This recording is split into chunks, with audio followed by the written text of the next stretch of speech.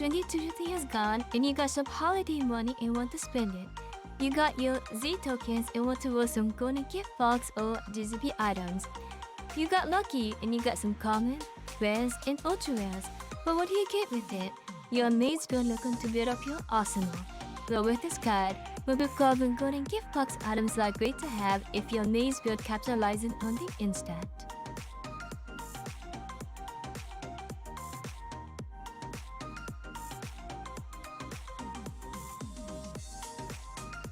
Happy New Year's, Masters!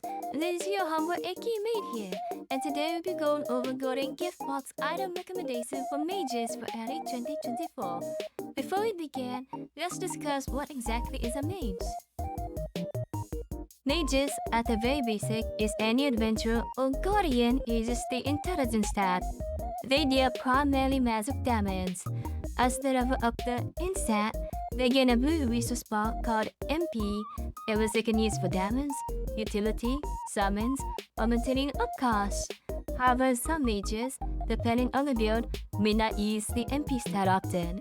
But it boils down to this: do you deal magic damage? In addition, mages can further be broken down into many sub-builds. While there are many subclasses for mages who use the instat, such as backlasses, who punish enemies for hurting them, dodge slashes, who specialize in dodging enemy attacks and countering them, and beastmasters, who specialize in letting their pets and guests do damage, we will not be focusing on these builds for this video, but the two main builds for mages, spellcaster mages and weapon casters or spellblade mages. Spellmages and spellblades are the two builds we will focus on for this video.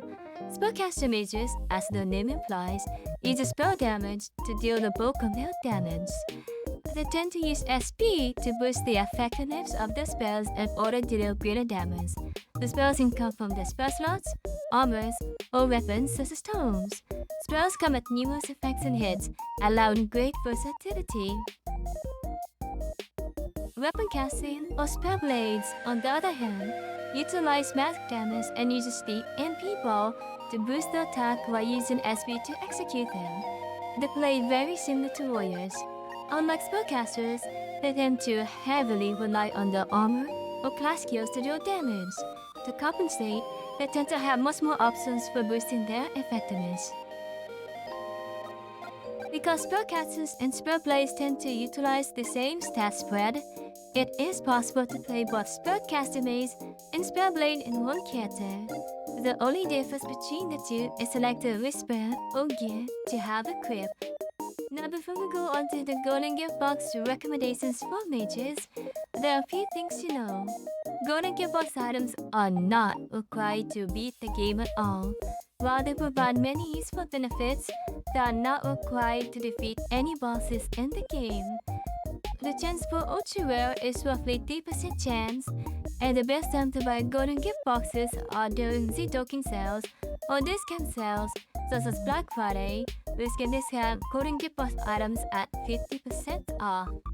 And lastly, any unopened golden gift boxes can be upgraded on account manager on the game's main website to the next tier. 25 common is 1 rare, and 10 rares equals an ultra rare. Once you log into the game's main website, go to Account Manager. From Account Manager, select Character List. From here, select the character you want to upgrade. Go here to Gold Price Drop. You can exchange 25 commons for 1 rare, or 10 rares for 1 ultra rare. No masters, now that you understand everything, we shall go forward with our present golden gift box recommendations for mages for master. We will start with the lowest tier and move on to the ultra rare. The golden gift box category for common unfortunately does not have many items to recommend, but the one item that is quite useful for new mages would be Jaania's Orb of Power. It's an energy spell that can inflict panic based on the enemy's energy resistance. Jaania's Orb is a spell slot spell that hits the enemy 3 times with energy damage. The gimmick, however, is that what deals 25% less damage. It will inflict a panic effect with success being determined by the player's end and luck stat versus the enemy's endurance and luck stat. What panic does is that it reduces the enemy's outgoing damage every turn until the enemy succeeds on the save at the end of their turn. This makes it a great defensive option for mages that want to lock their enemies down. If we click here and use Jaania's Overpower, it will hit the enemy 3 times and inflicts panics. As you can see on the status feed, panic reduces the enemy's outgoing damage by 52%. However, another gimmick of the spell is that you combine it with Necromancer toggles or any armor toggles to inflict additional effects. So let's turn on Ninja over here. Then use Jaania's Overpower. Over here you can see the enemy is bleeding, paralyzed, and have mana overload at the same time. So combine it with Mist or armor skills that can inflict additional effects on hits. You can use the spell to a greater degree of effectiveness. The Golden Gift Box Red category contains 2 very good recommendations for mages. The Suummon Poelala Guest receives a spell slot to summon a guest that can grant Physic status, and the Bloodblades, which pays 52 HP at level 150 to increase weapon damage by 50% or 20% if the uses magic damage, and spells by 10% for each respective element.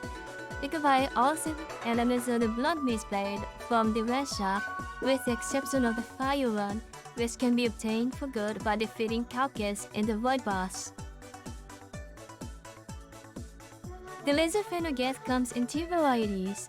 Summon makes the guest cost MP to maintain, while Call costs SP to maintain. It is generally recommended to go with the Summon version. The guest comes in 2 modes, Normal Attack Mode and Berserk Mode. The Normal Attack Mode will cause the Laser Fenrir to attack the enemy with a single hit of ice damage. The main specialty of the guest is the second mode, Berserk Mode, which can be toggled on by clicking on the guest itself. In Berserk Mode, the Legend Fenrir will apply a Berserk status that does -15 bonus to hit penalty to the player, while increasing the damage by roughly 21%. This is a great way to increase both spell and magic weapon damage. However, the opposite is also true. After your turn, the guest will also attempt to apply the same Berserk status on the enemy, and if successful, will also apply the same -15 penalty to hit against the enemy, but also increases the monster damage by 21%. It takes roughly 100 bonus insight to offset the accuracy penalty of one Berserk status effect. They can stack multiple Berserk effects together, such as Grapple Hornless, which stack together with the guest. You can call up to the guest's side by using its respective spell over here. The pet has 2 modes. The first mode is just its regular attack will attack the enemy with a single instance of ice damage. However, the main gimmick of the pet is if you were to click on the back and enters Berserk mode. As you can see here, I take -50 penalty to hit, but deal 20% more damage. The opposite is also true, however. If successful, the enemy will also get Berserk status that take 15 penalty to hit, but deal 20% more damage. It takes roughly 100 insight to offset the -50% hit for the Berserk status. For using spells like Arcane Intellect, you can cancel out 1 Berserk status for yourself. Now let's compare the difference between Berserk and non-Berserk damage. First with the non-Berserk damage.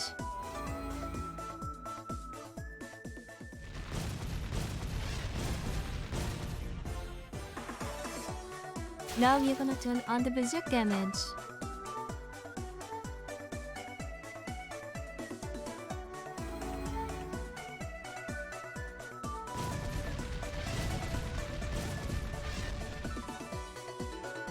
there you have it. The next suggestion to this list is added to a single weapon for a series of weapons called the Bloodmage Blades. These blades are special in that there's 7 elements to them, with the final one, fire, being available for players to obtain with gold after defeating the void boss Kakis. What makes the Bloodblade special is that it's a 0-part sword that can switch between melee and magic by clicking on the blade. You pay 52 HP every turn to boost the weapon damage by 50% for melee or 20% for magic, or boost the damage by spell type skills by 10% for the respective element. The Master Cap set is that it deals 5% more damage. The specialty of the blades is that if you use it with the matching Bloodblades or Bloodsucker armor, you deal an increased 5% weapon damage or 2.5% spell type blades for the respective element. You can also further boost it by using it with the matching Bloodsucker armor. So in deal conditions with all the boosts, this weapon boosts weapon damage by 30% for melee or 35% for magic, and spell type damage by 50% for its respective element. What makes Bloodmage Blades so great is that for the affordable cost of 1 rare golden gift box, you can obtain a weapon that will boost both weapon damage and spell damage, making it a wonderful weapon for both spell blades and spellcasters. While it does get a boost by using a Bloodmage armor and even more with its matching element, Bloodmage armors are typically not worth the ultra rare gift boxes spent on. The base effect of the weapon is good enough. On this page here is a table of the weapon's element and weapon name, so you can look it up if you want to buy a specific element. By clicking on the blade, you can switch between melee and magic mode. Typically, the blade will provide a bonus to both weapon damage and spell damage, so let's go ahead and test it. First we use 5-1G without the Bloodblade.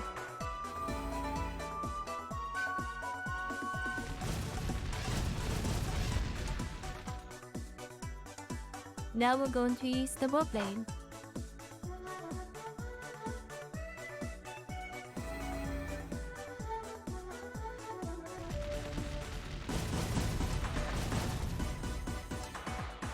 And now with the armor.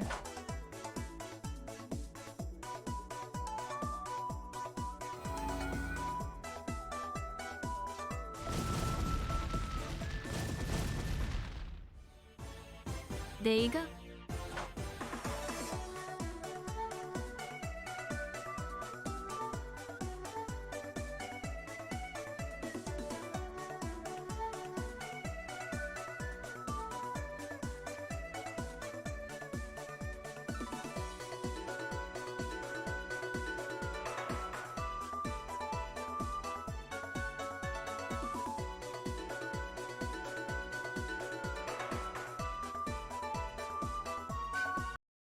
Now masters, we finally get to the long-awaited Ultra Rare section.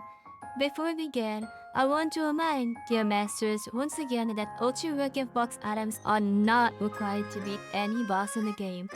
While the ones I recommend are my personal recommendation, it is a very extensive list.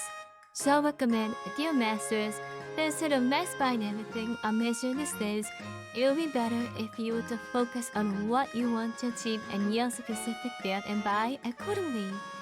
If you were to buy everything on the list, it would be very expensive, and I would not recommend it at all unless you have decided to ascend into well territory. Now with that out of the way, let's begin with what is the biggest portion of this video. The Golden Gift Box Ultimate catalog contains many items ranging from pets, guests, weaponry, all the way to spells. We'll go one by one of each item so you can figure out the ultra rare item you want.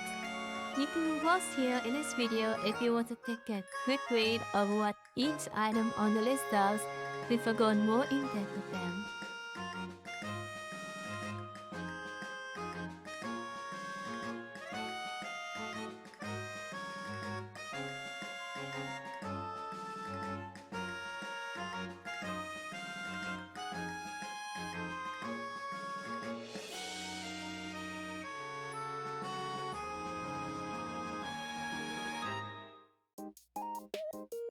The first of the ultra rare item we will discuss is the Ice Necromancer Calvary.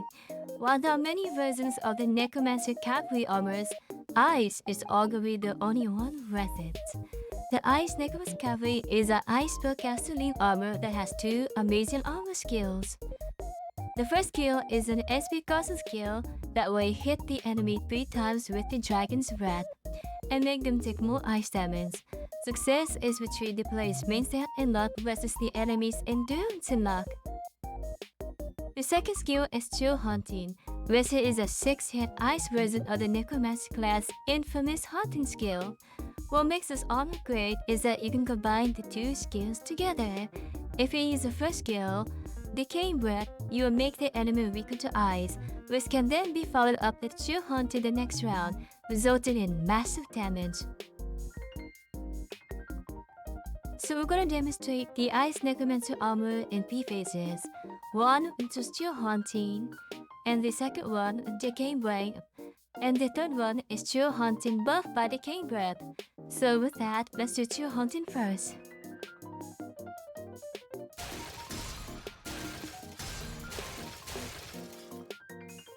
And now we'll apply Decaying Breath.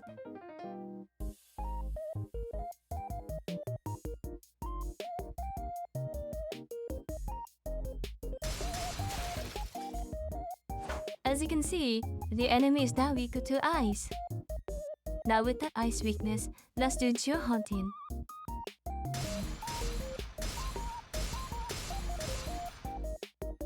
There you have it.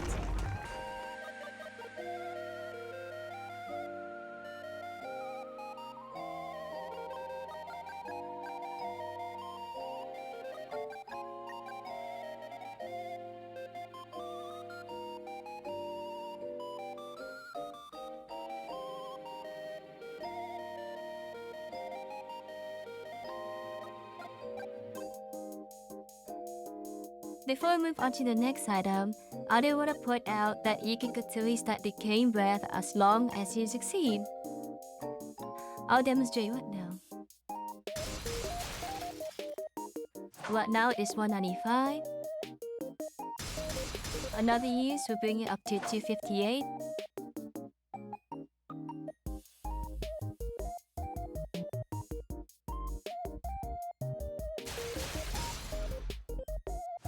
Now it's 300. Now it's 328. If I was to use Chill Hunting right now, the damage will vastly improve. There you go. The next item on the list is an amazing defensive spell called Invincible Heart. It is a quick cast spell in which you can grant a defensive prayer around you that will dent you from all attacks for 1 turn. When you cast it, it will give you a choice between MP or SP cost, but do note they share the same cooldown, so MP or SP it doesn't matter. The unlimited shoot straight, cooldown, and cost will vary depending on how strong you want the shield to be. Over here, you can see a table in which you can see the effect potency, cooldown duration, and MP and SP cost of Invincible Heart. If you see effect potency of 99, it means it reduces the damage by 99%, so you only take 1% of the damage. Do notice the stronger the potency, the longer the cooldown and MP or SP cost.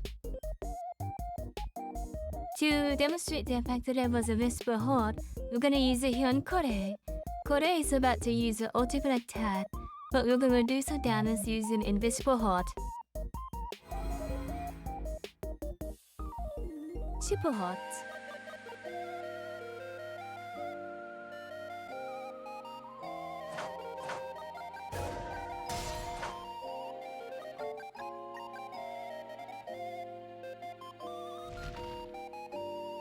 As you can see, it will reduce damage to me. I do want to point out that if you do plan to use Invincible Heart during Celerity, you want to use it during the second half. If you use it during the first half, it won't reduce the damage at all. So I'll demonstrate it. During this turn, I'll use Celerity, and then I'll use Invincible Heart on the first half.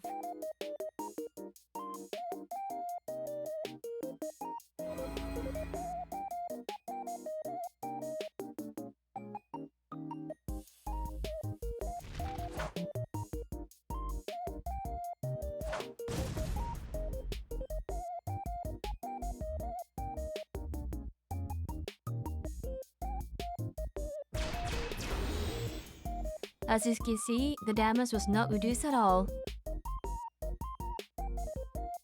This time, we're gonna use Celerity and then use Invincible Heart on the second half.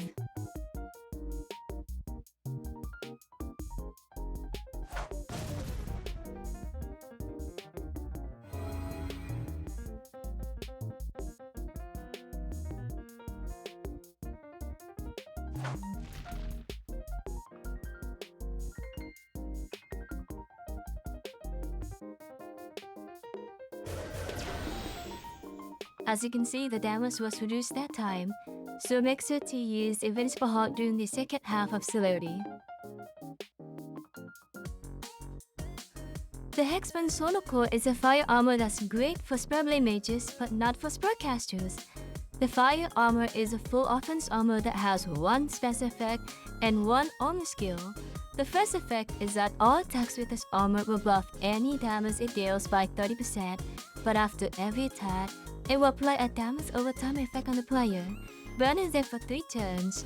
The only exception will be more light weapon skills. The second part of the skill is called Permanence Lance. This is an extremely strong armor skill that deals 50% damage that stacks with the flavor effect of the almost 30%, but just like the armor flavor effect, this will also burn the player. Be warned, however, that this armor repairs HP cost even if you use attack spells like Fireball Z. The armor skill, Permanence Lance, is a fire-based attack, but can be overwritten with Infusion and Imbues. The normal skill of the Hexbound Solo Core is a 3-hit skill that will hit the enemy with increased damage thanks to the flavor effect. The skill, however, is a 2-hit skill that would deal heavy damage, consuming SP to deal damage.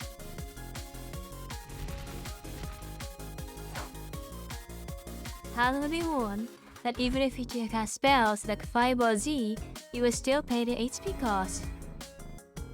As you can see, when I hit the enemy, my HP drops. And finally, the skill and attacks can be overwritten with Imbues and Infusion. For example, I'll use the laser kickshot here, and I'll build darkness to the blade. From there, I'll do dark damage.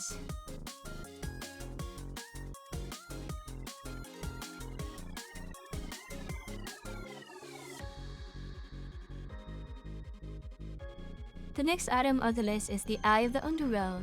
It is a magic weapon that deals 50% less damage for spells that deal darkest damage to inflict one of 2 statuses which can be changed by clicking on the weapon itself. The first status effect applies a darkness policy for 4 turns if you use a darkness spell. The success is determined by the player's intelligence and luck stat versus the monster's endurance and luck stat. The second status effect is Fear, which will attempt to fear the enemy for 4 turns, the strength depending on the enemy's dark resistance. The success is determined by the player's intelligence and luck stat versus the enemy's charisma and luck stats. While this may seem great, the real trick is how the weapon synergizes with the Necromancer class armor skill, Grasp Spear. Grasp Spear is a hidden ability of the Necromancer class that deals 3 hits of dark damage that heals the player. It will also consume any fear to increase the healing it does to the player. Because the weapon fears the enemy if you deal dark damage, you will fear the enemy after Grasp Spear. This makes it so that the enemy is feared after each use of Grasp Spear, allowing the next Grasp Spear to have increased healing in its next usage, which applies fear again. This creates a wonderful healing loop.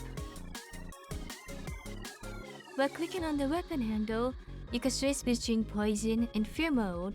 For this demonstration, we're gonna use Fear mode. Now I'm gonna use the Necromancer class armor.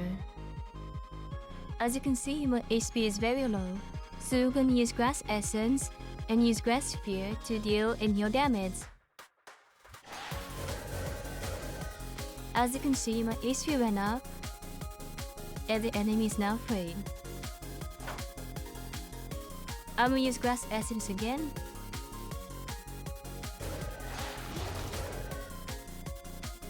As you can see, I heal a lot more HP this turn, while the enemy is afraid once again. So I use Grass Essence again. And as you can see, I'm almost at full HP.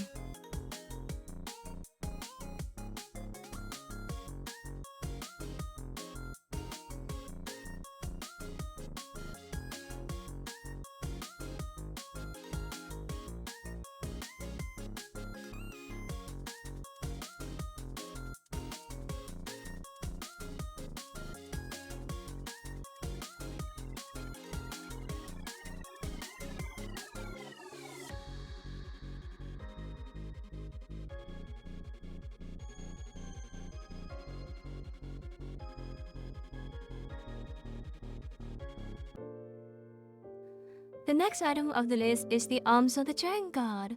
While there is an SP variant, if you're mage, you want the Arms version. This is a spell that supports the lucky builds, so if you have no luck, this spell is not useful. This spell does fire damage that applies and grants the player 10 times critical rate the next turn. This counts with the player's intelligence stat with no stat investment. The Lucky Strike critical hit is only 5.5 times instead of 10 times, but if you're mage, this shouldn't be a problem at all.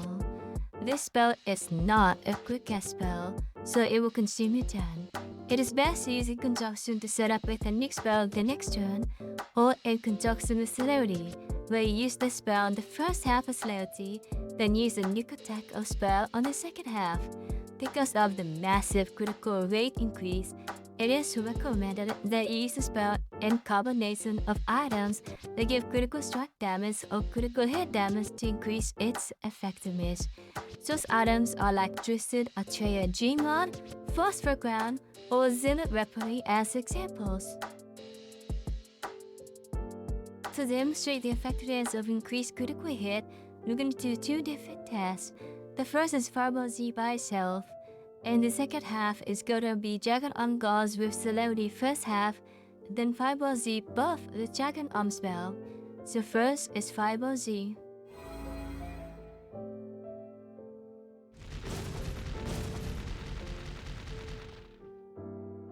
Next, we use Dragon Arm spell with the Celerity first half, and then Fireball Z in the second half.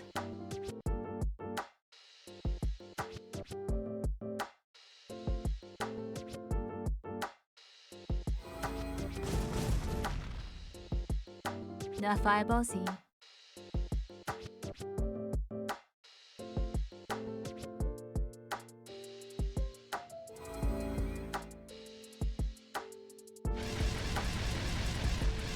As you can see, we have increased critical hit rate.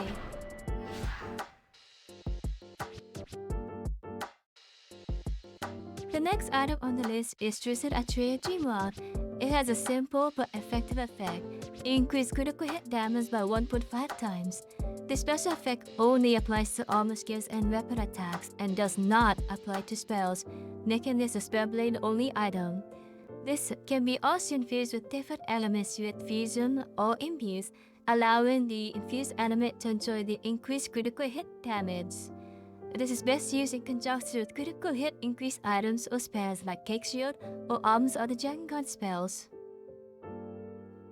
To show the critical hit rate damage increase of the Atrea Dreamrod, we're first gonna attack with a regular weapon, and then with the Atrea Dreamrod, we use the Lost Pet and Cake Shield to give guaranteed critical hit.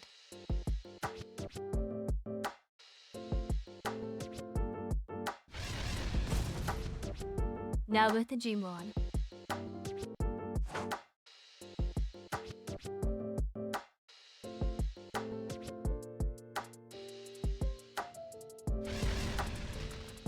There you have it.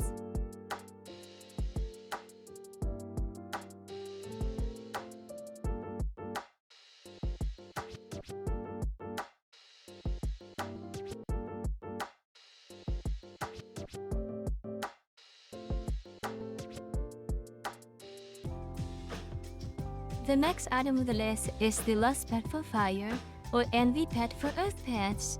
These pets have two modes.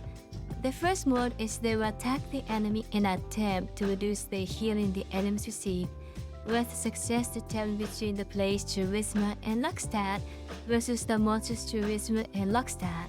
However, the main gimmick for the pet is the Lucky Strike mode. A Lucky Strike mode increases the player's critical strike rate for fire with the Lust pet or Earth with the Envy pet by 30% with no Charisma to over 40% with Charisma stats. These pets are amazing for lucky builds as it does increase lucky strike chance by a lot, useful for both spellblades and spellcasters who invest in the luck stat. It can also be combined with other lucky strike chance items and spells like Kick Shield to produce high rate of critical hit chance.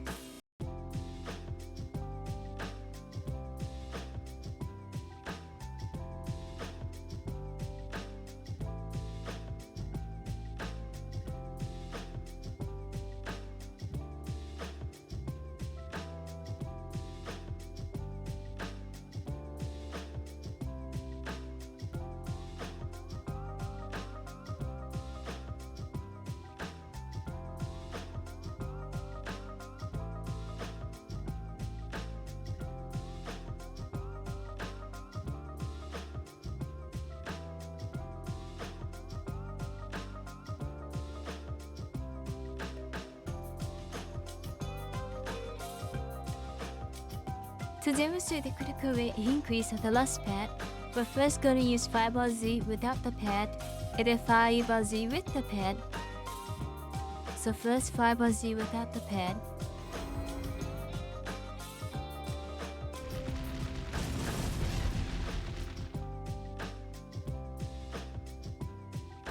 Now Fireball Z with the pet.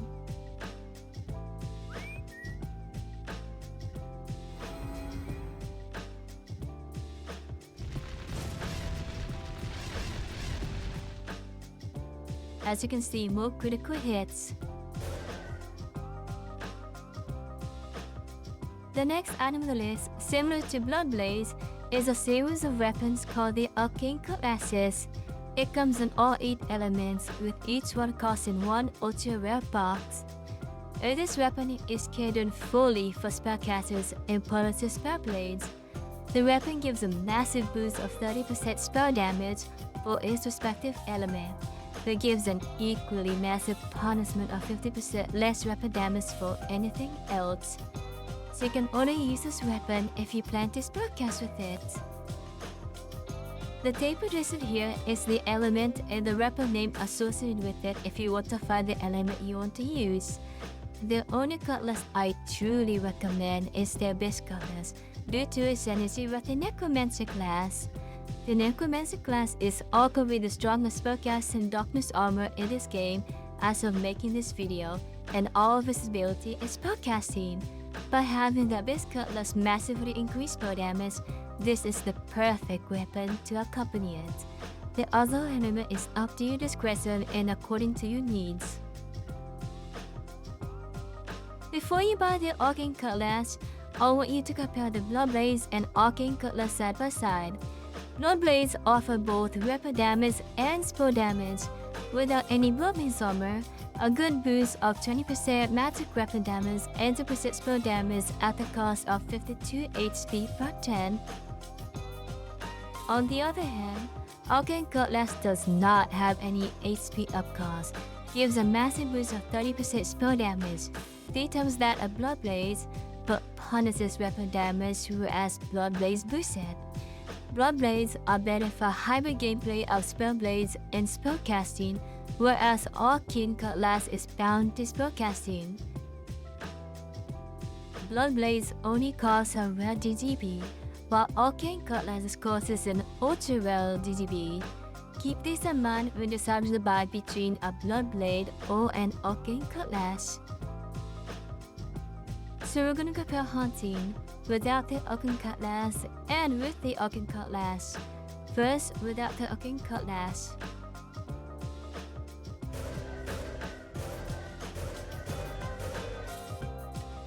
Now with the Arcane Cutlass.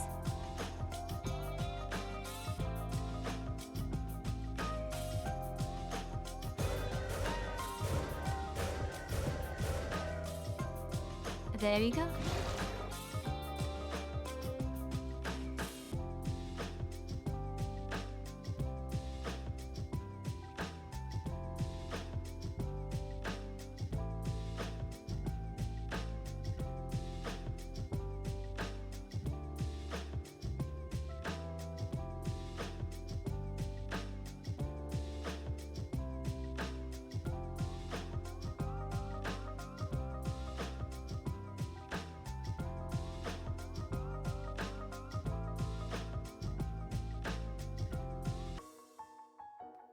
Elemental Moglin Guest, as the name implies, summons a Moglin Guest that buffs the element it is associated with pretty heavily. It scales with Minta and Charisma. In the case of mages, it'll scale with the intelligence stat and Charisma. Because of the way the Moglin handles formula, basic weapon attacks only receive times for the Vibrant 3 of the boost, while spells only receive 1/2 of the boost. Since there's 8 elements, there's 8 different Moglins, and the element and names listed here is on this table. So we'll compare the damage with and without the Elemental Moglin Guest. First, without the Elemental Moglin.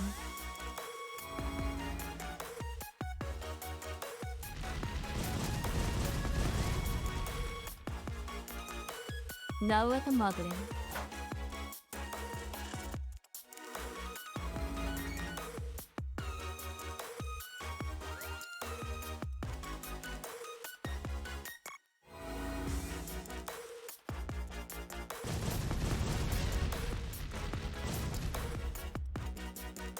There you have it.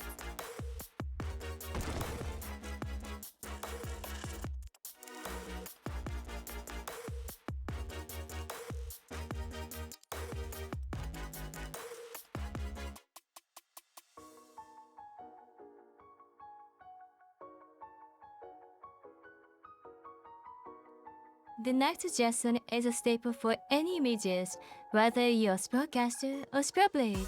The Poelala pet. This pet is a neutral pet that does not do any damage, but in return, it will massively boost your magic weapon damage while increasing your spell damage by a small amount. This pet does scale with both intelligence and charisma, but you do not need charisma to make good use of this pet. Increasing your insight through spells, armors, and myths will also help the pet scale better. This pet is also highly recommended for Spellblade, as it increases the damage output with weapon skills. While the guest version is similar to the pet and gives higher bonus with the maintenance cost, you do not need to spend an ultra rare gift box version for the guest. Why?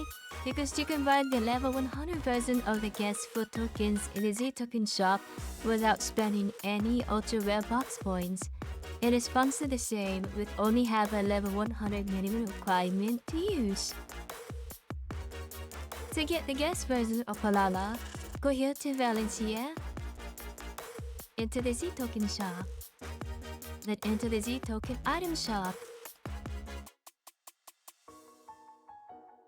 Go to spells, and tap on Poelala.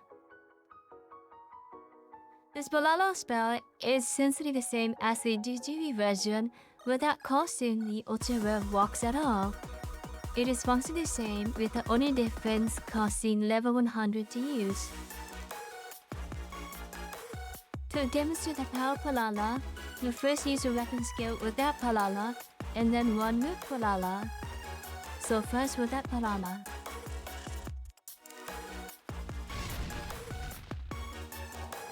And now with Poelala.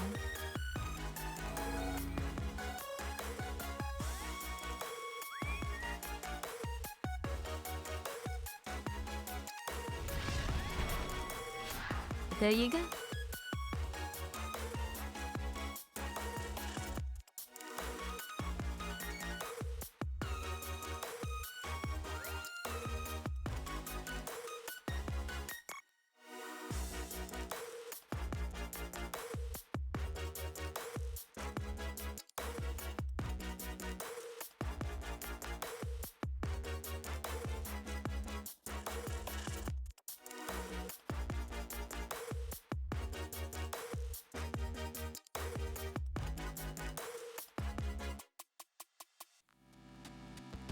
The final item of the list is quite controversial.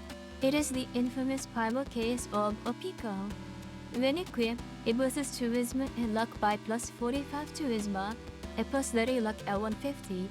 However, the main gimmick is its special effect. When you have it equipped, you can click on the icon to have two effects. The first effect is that it scrambles the enemy's elemental defense.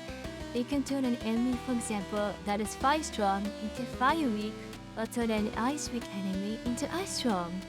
This has a negative 20 bonus, and success is determined by the player's charisma and luck versus the enemy's charisma and luck.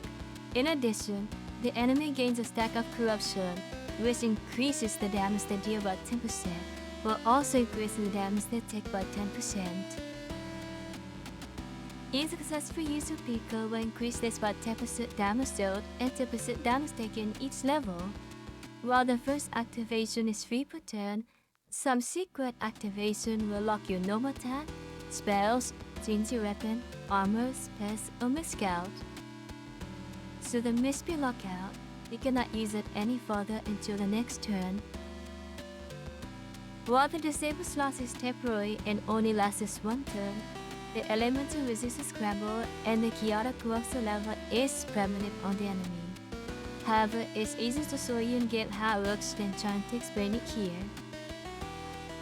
To begin with, to use Pico, first you have to use it.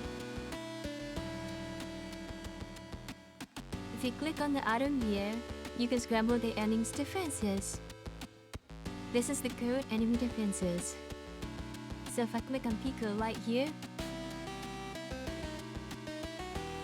you can see that the enemy's defense has been scrambled. In addition, with each use of Pico, one must not skill locked out. If the skills, spells and skills are locked out, another use will also lock out furthermore. Now I can't use items. Because I can't use items, I can't use Pico any further.